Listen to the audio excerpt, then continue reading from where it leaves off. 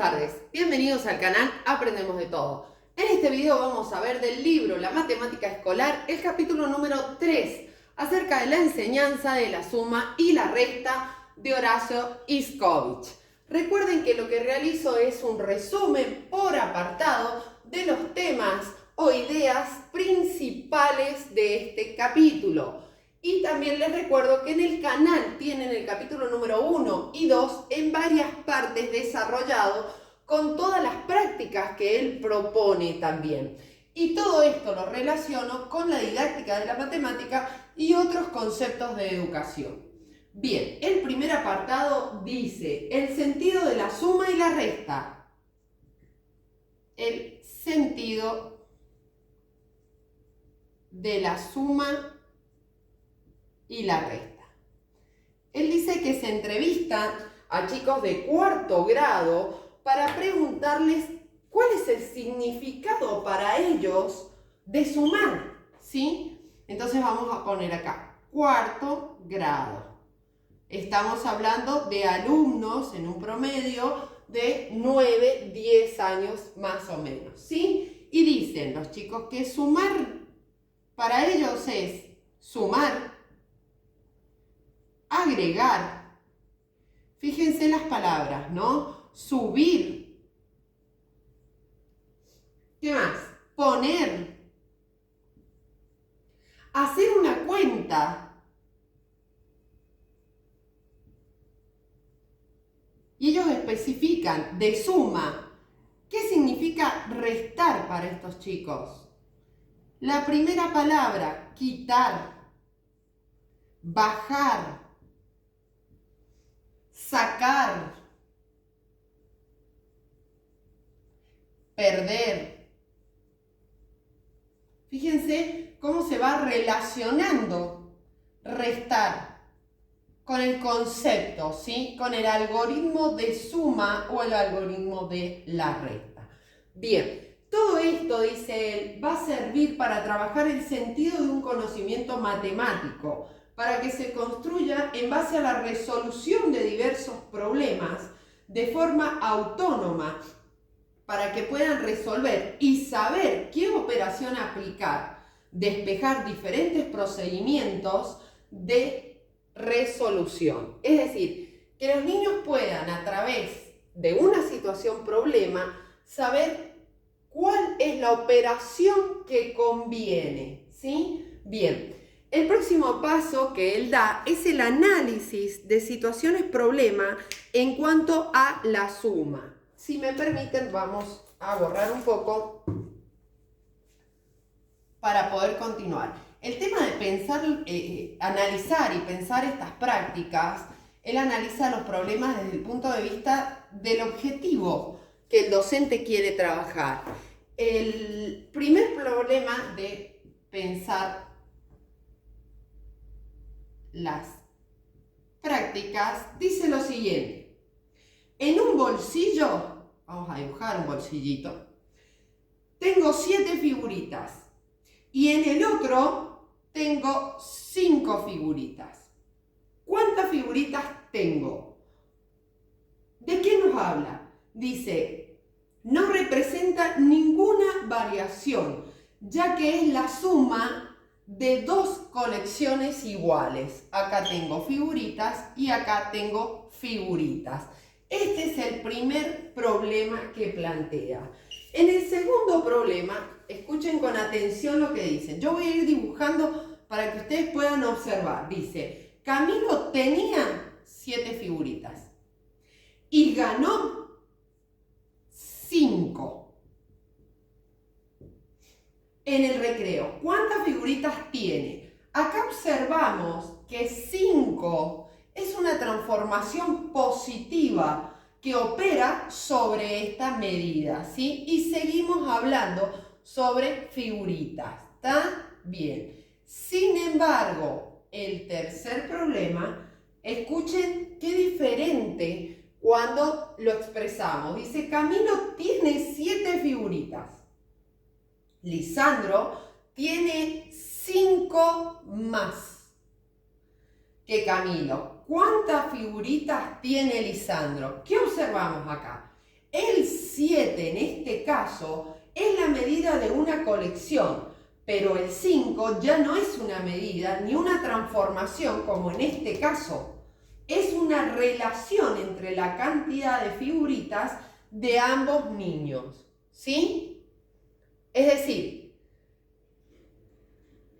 cómo narramos esa situación problema va a ser que el procedimiento de resolución del niño pueda ser o más fácil o más difícil, ¿sí? ¿Por qué? Porque si buscamos el sentido de un concepto matemático y vemos lo que contestaron los chicos, qué significa para vos la suma, y decía agregar, ganar, etc.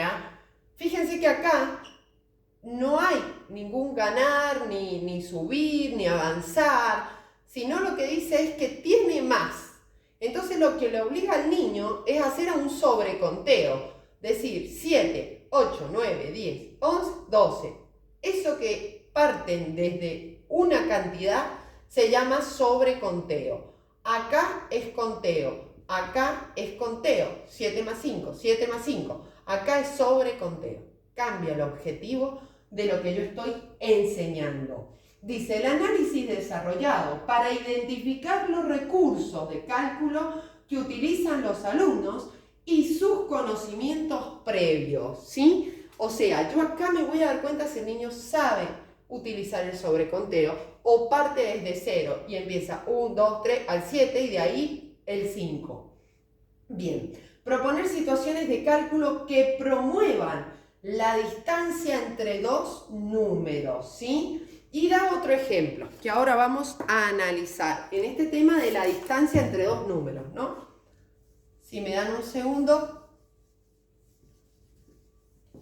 vamos a borrar. Recuerden que damos clases particulares online y nos pueden contactar por nuestro mail aprendemosdetodo123@gmail o en nuestras redes sociales TikTok e Instagram.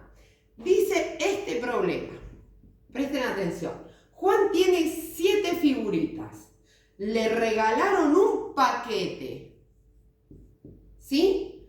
Y ahora tiene 15.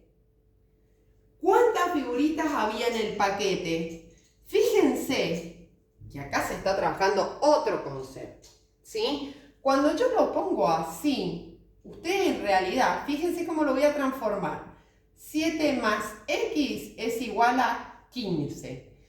Es decir que 15 paso un término hacia el otro lado, menos 7 es igual a la cantidad de figuritas que va a tener, en este caso 8.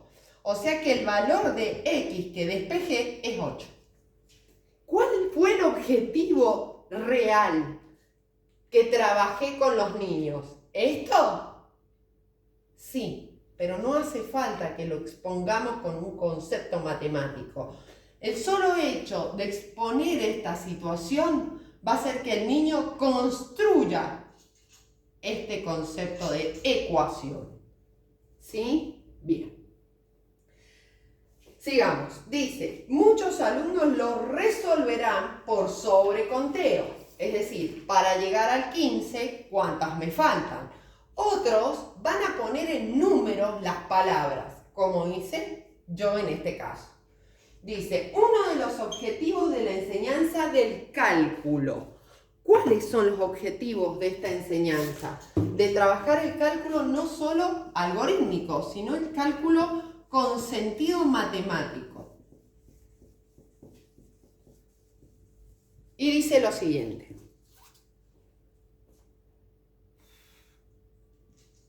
Objetivos. Por un lado, disponer de variados procedimientos y técnicas de cálculo. Disponer de variados procedimientos y técnicas de cálculo. Por otro lado, ser capaz de seleccionar los más pertinentes en función de los problemas. O sea, estos procedimientos y estas técnicas, saber elegir cuál me conviene. Ser capaz de seleccionar los más pertinentes en función de los problemas. Otro objetivo de esta enseñanza del cálculo es el enfoque diversificado. ¿A qué se refiere diversificado? Dice que el cálculo es cálculo exacto, cálculo aproximado, cálculo mental, uso de calculadora, cálculo exacto, cálculo aproximado, cálculo mental, uso de calculadora.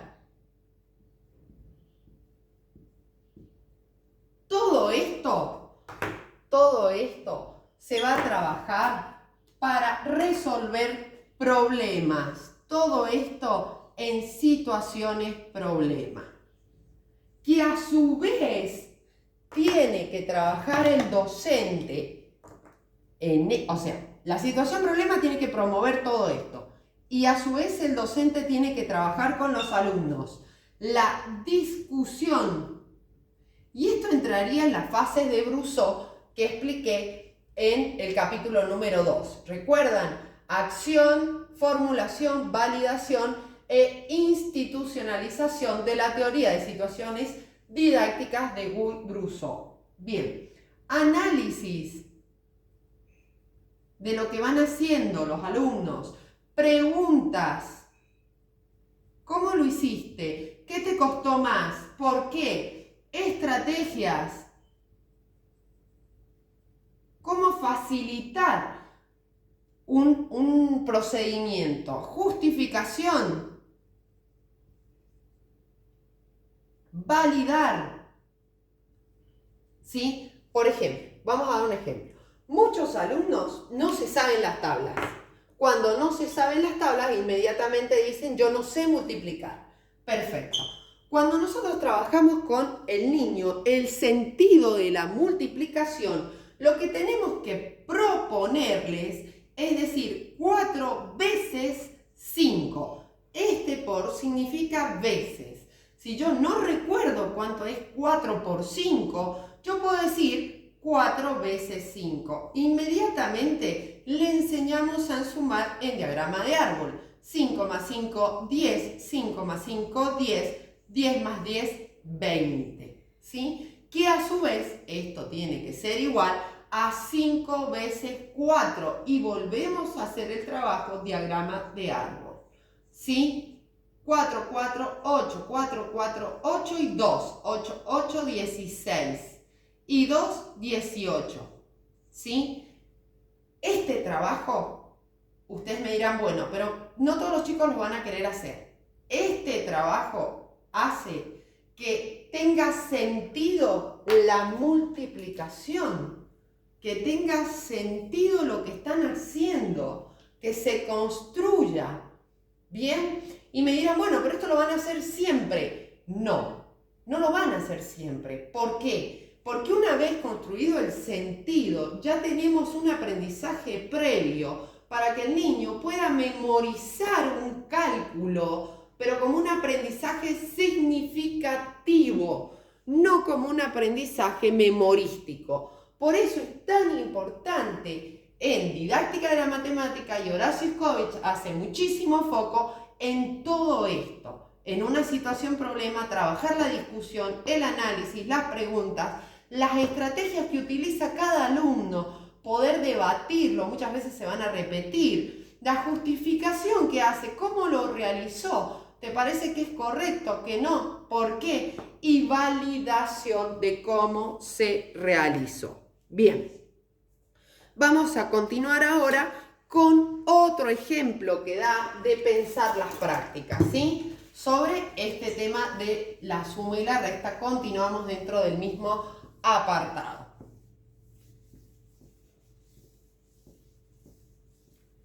Recuerden que esta es la parte 1, ¿sí? Para no hacer tan extensos los videos. Bien.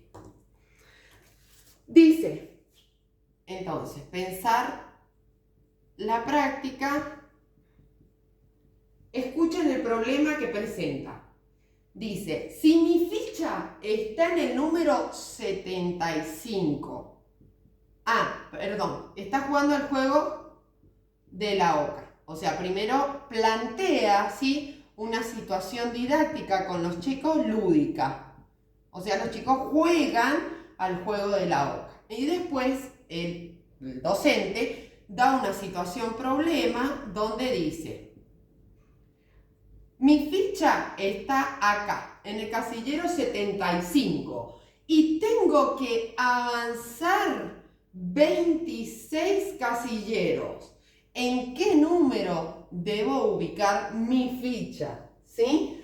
Y acá expone los tipos de suma que podrían realizar o descomposiciones de suma, ¿sí? Suma por descomposición. Y esto es verdad porque yo lo trabajo en el aula y los chicos lo realizan. Cuando van a decir 75 más 6, hay algunos alumnos que van a decir, bueno, 70 más 20 y más 11. Lo que realizó acá fue separar los dieces y separar los unos. Vamos a ver otra estrategia. 75 más 26. Va a decir 95 más 6. Lo que realizó fue sumar los dieces al 75 como número completo y luego suma el 6. Otra posibilidad sería decir 75 más 26 podría ser 81 más 20. ¿Qué realizó acá?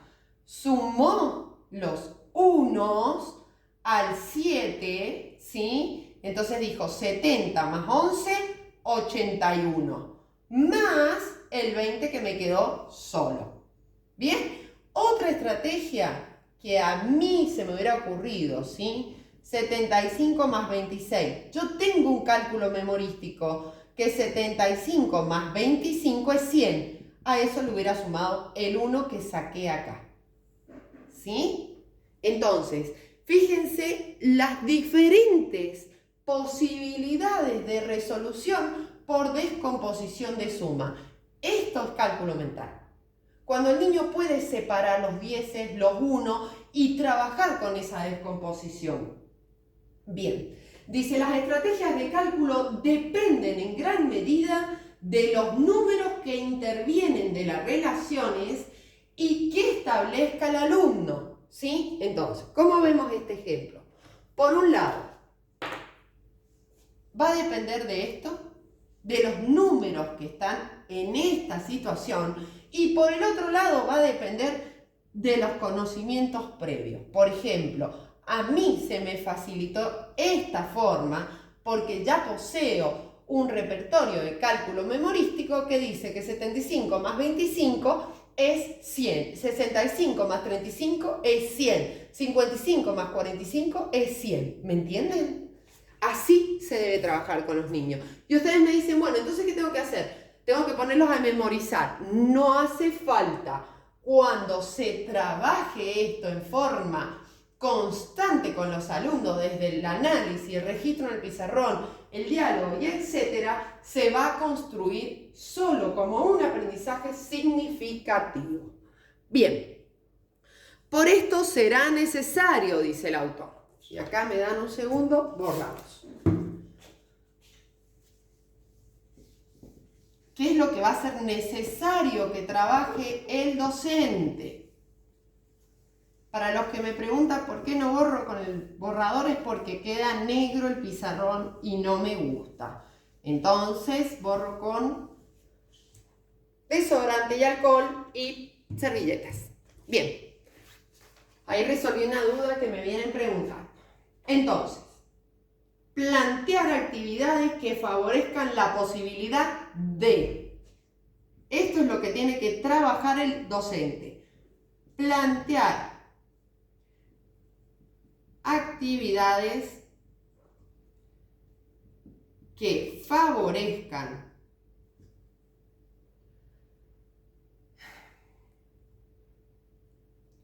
la posibilidad de. Dos puntos. Si me dan un segundo, dice actividades de. Ay, este no. Perdón.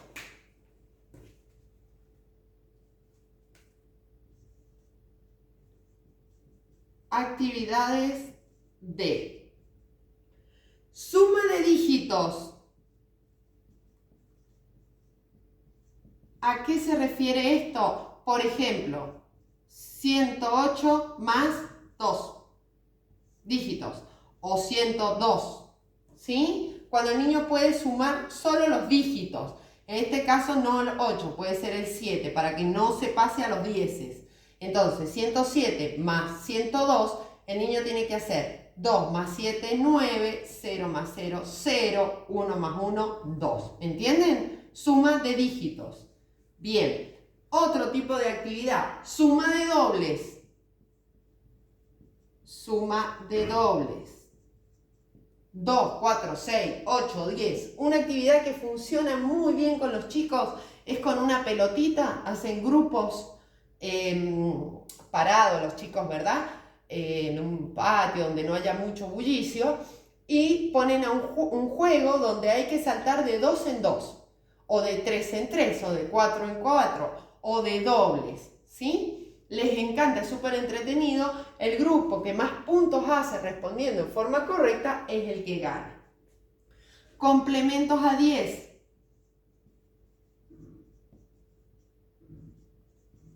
Otra actividad, restas de 10.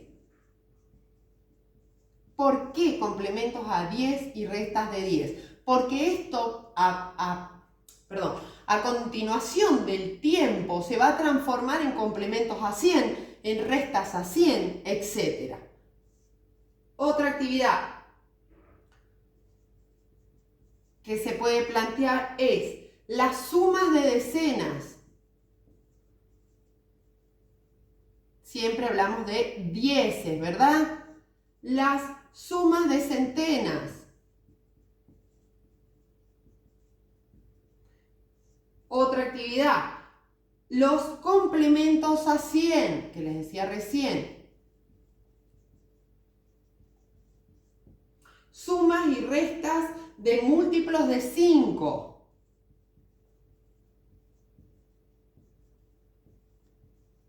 Múltiplos de 5. Actividades para aplicar las propiedades de los números y las propiedades de las operaciones, que lo hemos venido trabajando durante todo este periodo, a que llamamos las propiedades de nuestro sistema. Por ejemplo, el tema de que nuestro sistema de numeración es aditivo y multiplicativo. Por lo tanto, 28 es igual a 20 más 8 o a 2 por 10 más 8 por 1, ¿sí? Bien. Otra característica, explicitar las estrategias utilizadas y compararlas. El tema que les decía recién del análisis, ¿sí? Explicitar estrategias. Otra actividad que debemos proponer, calcular sumas y restas con distintas estrategias. Calcular sumas y restas con distintas estrategias. Y ustedes miran, bueno, ¿cómo se hace esto? Proponiéndolo. Chicos, lo podemos hacer de forma diferente. ¿Existe otra manera de resolverlo? ¿Sí? Y con todo esto se va a poder trabajar, ¿sí? El dominio de los algoritmos convencionales. Pero se va a trabajar desde el sentido del concepto matemático, ¿sí? No se va a trabajar en forma abstracta. Bien, terminada la parte número 1. A continuación subiré la parte número 2 desde el apartado acerca del uso del material concreto. Si te gustó el video, recuerda compartir, suscribirte y comentar. Regálame un me gusta. Muchas gracias.